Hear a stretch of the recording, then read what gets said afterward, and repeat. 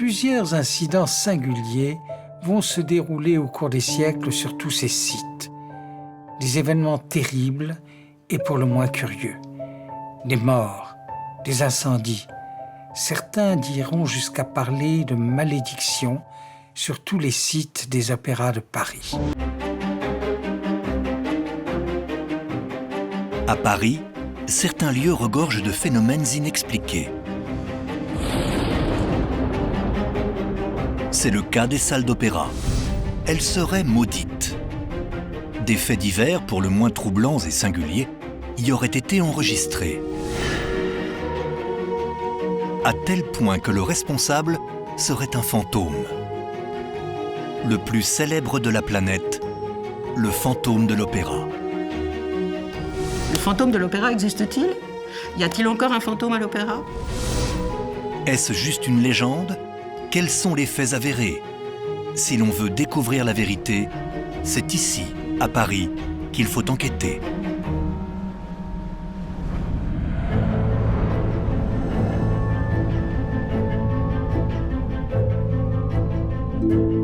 Je m'appelle Jean-Marc Léry. J'ai passé ma vie à décrypter l'histoire de Paris, à en étudier les secrets, à parcourir le dédale de ses rues. Paris garde depuis des siècles des mystères. On classe souvent ses affaires dans le surnaturel, les mythes ou les légendes, les croyances populaires. Il n'en reste pas moins qu'il s'est passé des choses, qu'il y a des faits, des concordances, des témoins de bonne foi. Historiens, scientifiques, investigateurs divers et autres policiers n'ont pu les résoudre. Il est temps de vous livrer les hypothèses les plus plausibles et d'approcher au plus près de leur vérité. Voici Paris tel que vous ne l'avez encore jamais vu.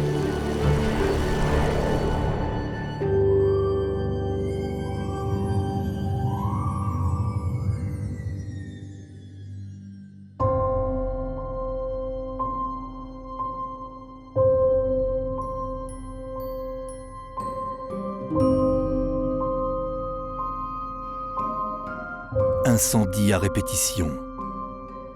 Fantômes. Assassinats. Les opéras de Paris sont-ils frappés de malédiction? Le plus illustre d'entre eux, l'Opéra Garnier, regorge de secrets.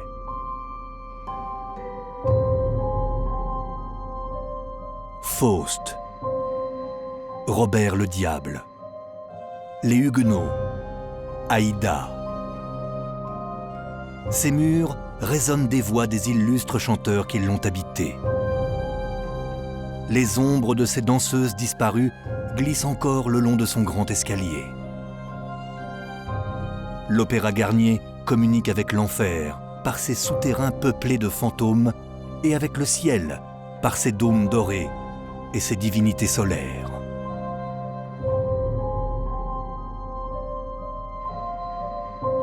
Le célèbre roman de Gaston Leroux, Le fantôme de l'opéra, est publié en 1910. Il s'inspire de faits étranges qui auraient eu lieu dans la seconde moitié du XIXe siècle au sein même de l'Opéra de Paris. Et ce n'est pas par hasard. Depuis le XVIIe siècle, presque toutes les salles des opéras parisiens ont brûlé. On parle alors de malédiction. Pour en percer les mystères, il faut aller au plus près de l'Opéra de Paris. S'immerger dans l'antre de ce temple au cœur de la nuit. Se faufiler parmi les ombres. S'imprégner de ces voix nocturnes quand tout fait silence et dort. Parcourir ses galeries et ses couloirs, emprunter ses entrées dérobées. Il nous faut traverser la nuit des temps pour tenter de découvrir la vérité sur la malédiction des opéras parisiens.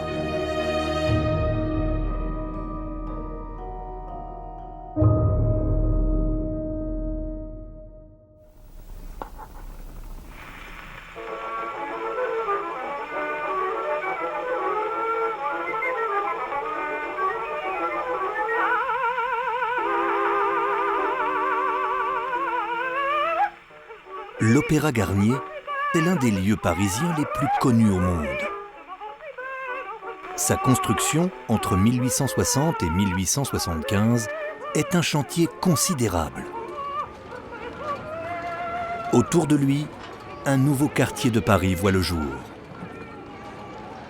D'autres constructions prestigieuses vont suivre. Le monument consacre un jeune architecte alors inconnu, Charles Garnier.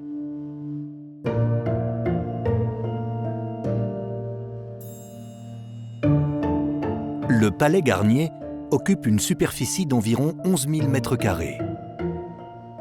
Une salle de spectacle à l'italienne avec 2051 sièges de velours rouge, des salons, plusieurs studios de répétition et des ateliers.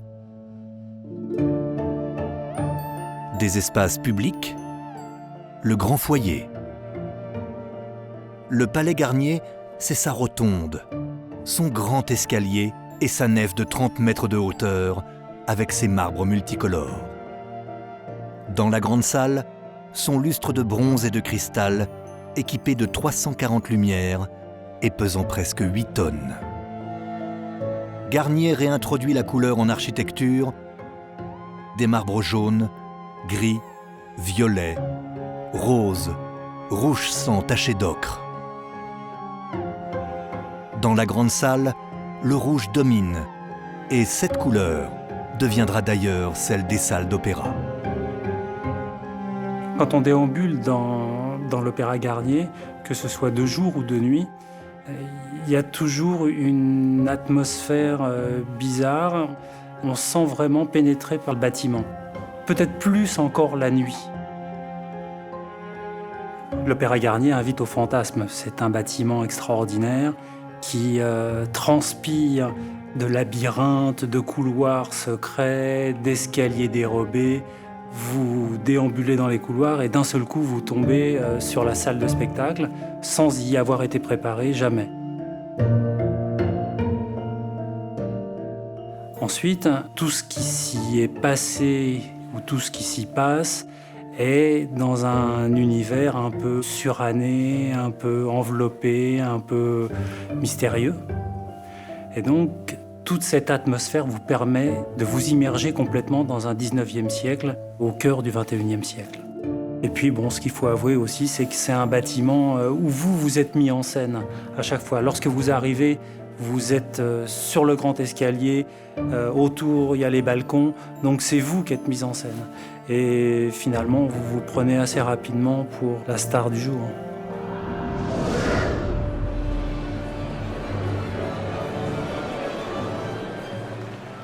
Depuis fort longtemps, l'aristocratie et la bourgeoisie se rendaient au théâtre pour entendre les opéras et regarder les danseuses.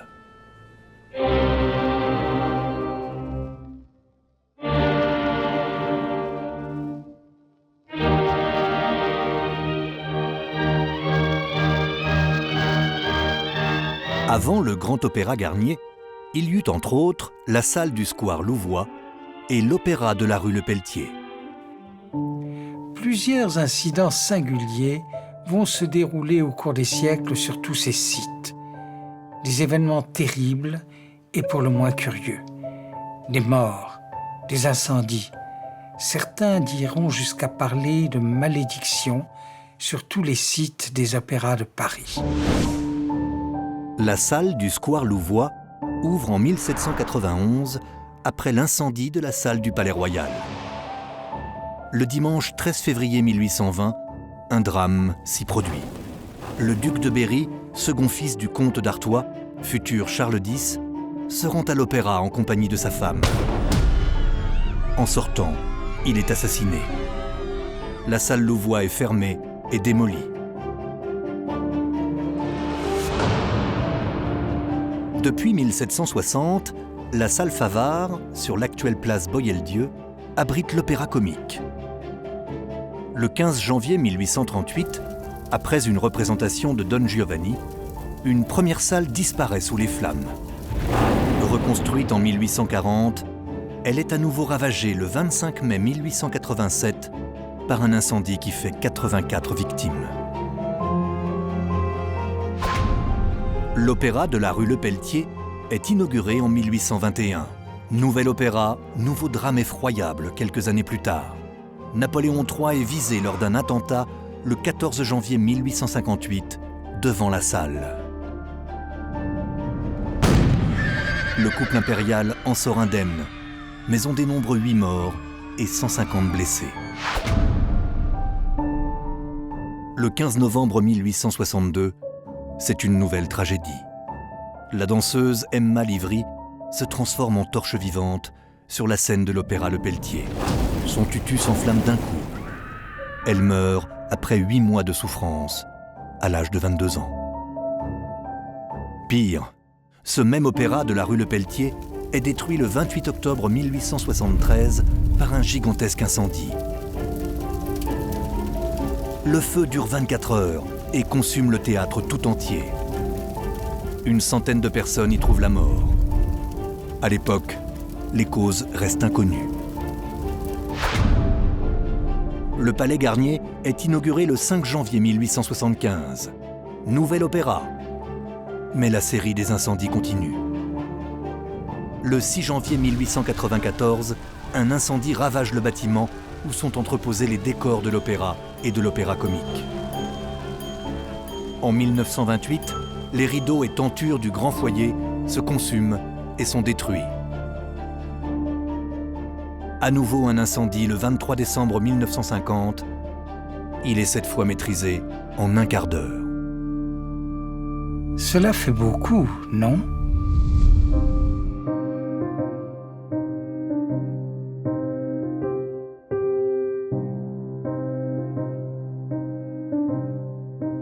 Que penser de ces coïncidences ?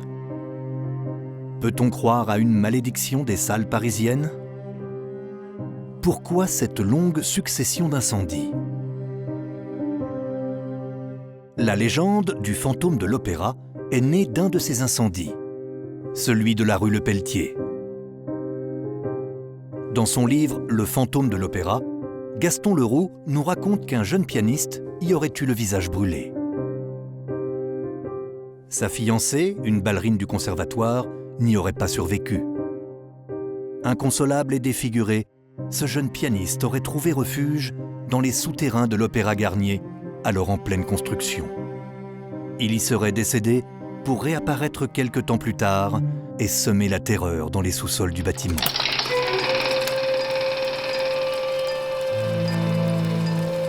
La légende du fantôme est née. Elle va s'ancrer dans la culture du XXe siècle. Le personnage de Leroux fait partie aujourd'hui de notre mémoire collective. De nombreuses adaptations tirées du livre de Gaston Leroux vont exister. Ce film muet américain de 1925 est un classique du cinéma fantastique. Le décor est entièrement reconstitué en studio. Comme dans le roman de Leroux, passages secrets, trappes et autres conduits souterrains sont magnifiés. L'acteur, Lon Chaney, gloire du cinéma américain dans les années 1920, surnommé l'homme aux 1000 visages, y crée un fantôme aussi terrifiant qu'attachant.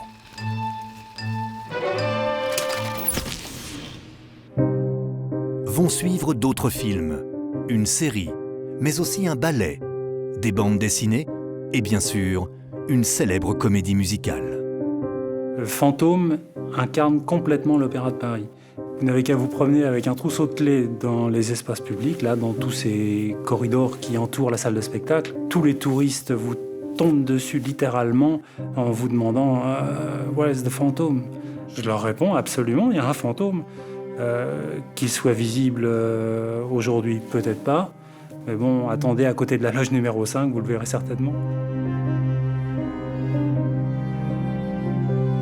La loge numéro 5, celle du fantôme, est bien sûr une des loges les plus visitées, puisqu'on peut voir depuis la salle de spectacle la loge du fantôme qui est contiguë à celle de l'empereur.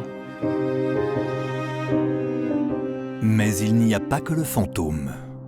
Dans son récit, Gaston Leroux évoque des incidents, soi-disant réels et plus que troublants, qui se seraient produits au sein même du Palais Garnier.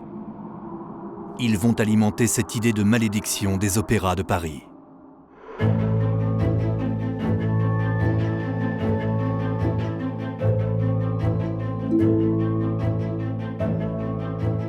Le 20 mai 1896, le contrepoids du grand lustre monumental en cristal pesant 8 tonnes cède et tombe pendant une représentation dans la salle de spectacle.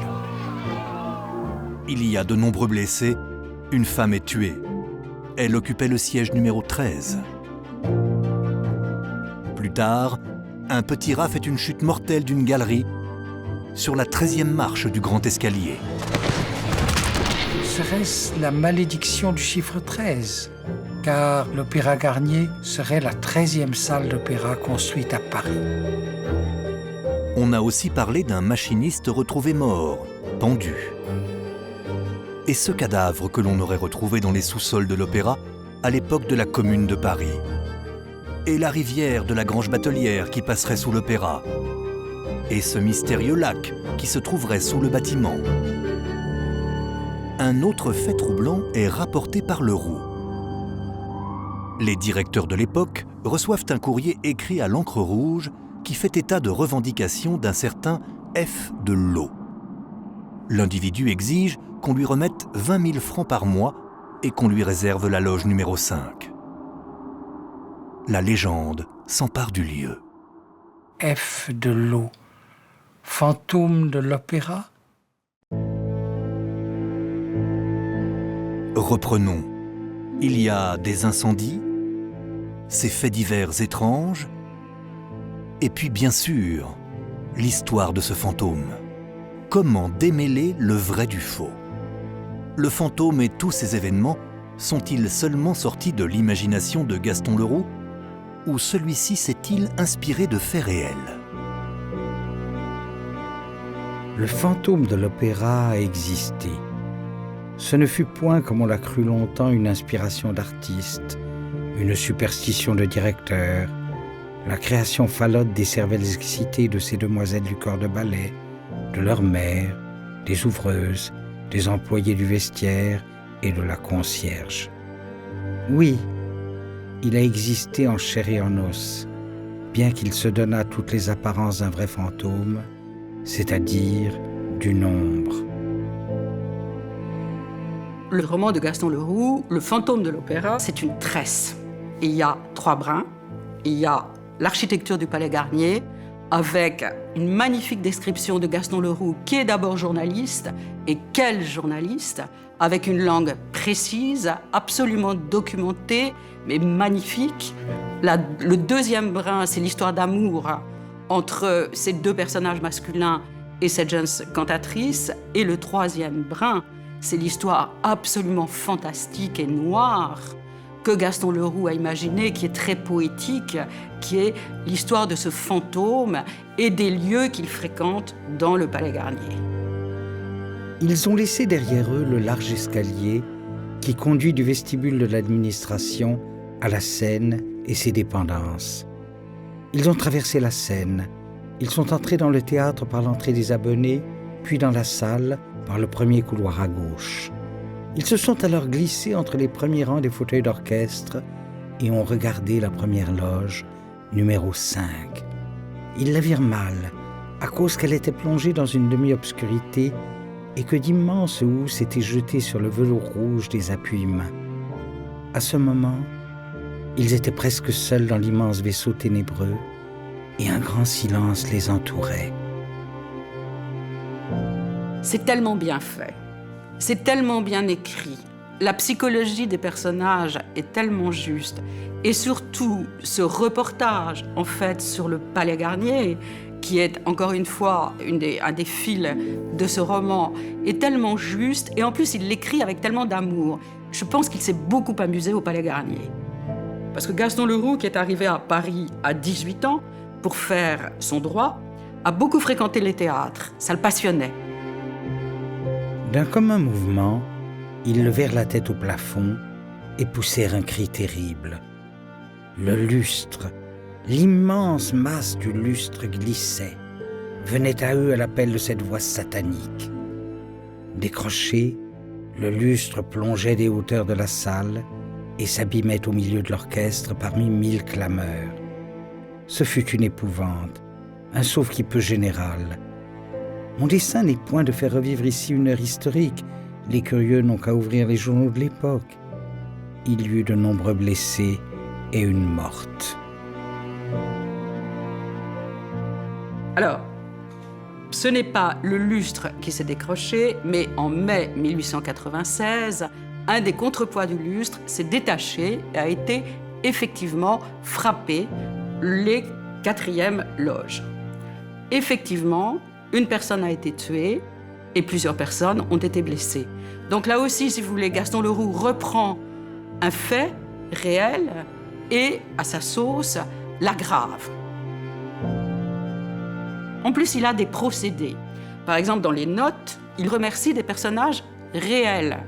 C'est Monsieur Gaillard qui m'a raconté cette histoire et je le remercie vraiment beaucoup de m'avoir fait connaître cet incident, etc. C'est complètement faux ce qu'il raconte.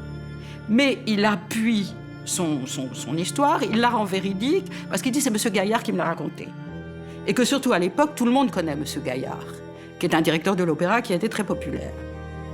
Et tout d'un coup, le doute s'instille, même en vous, qui ne croyez pas aux fantômes, même en vous, tout d'un coup, vous vous dites, mais dans le fond, peut-être que c'est vrai. Tout est vrai et tout est faux dans le fantôme de l'opéra. C'est comme dans la vie. Gaston Leroux a amplifié des événements et leur a donné une part de mystère là où il n'y en avait pas.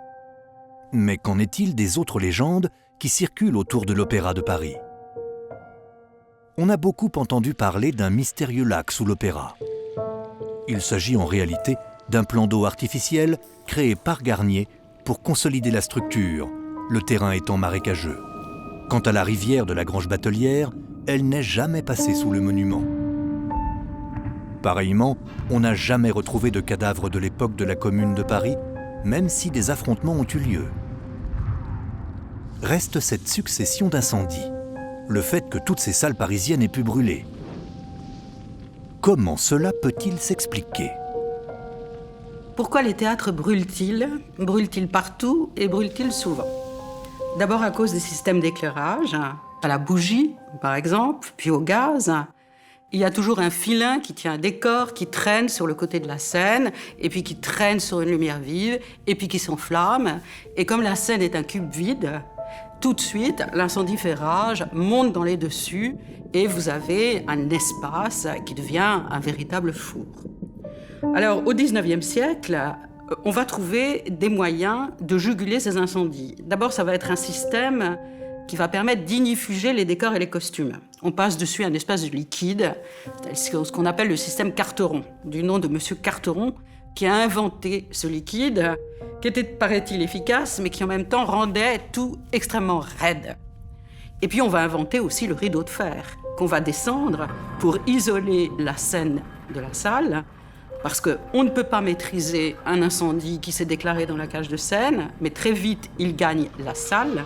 Vous avez des centaines de spectateurs, vous avez des issues, et pas d'issues de secours à l'époque, qui sont évidemment difficiles à gagner en passant par-dessus les autres spectateurs.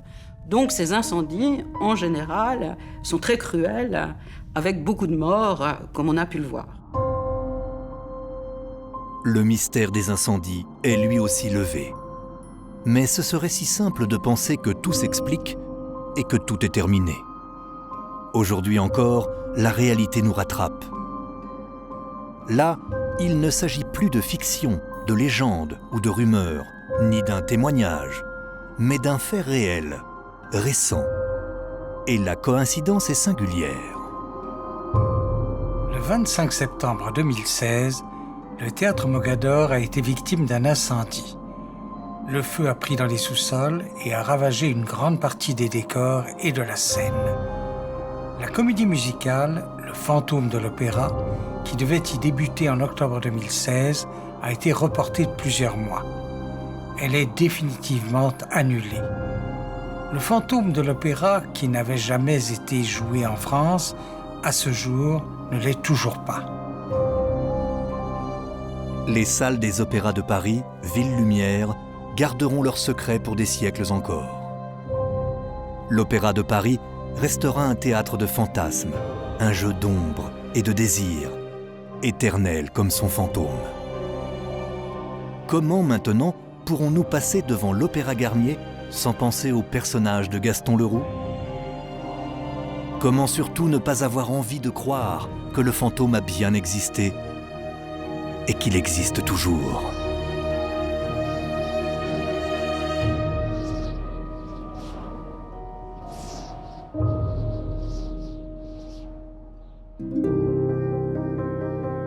La malédiction des salles de spectacle, la présence du fantôme de l'opéra, tout ceci appartient désormais à l'histoire de la capitale.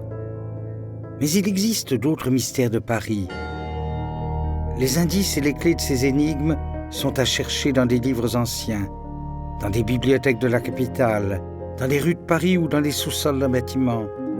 Parfois, à la lumière d'une bougie ou au cœur de la nuit, en recoupant les documents, les archives, les témoignages. Paris ne nous a pas encore délivré tous ses secrets.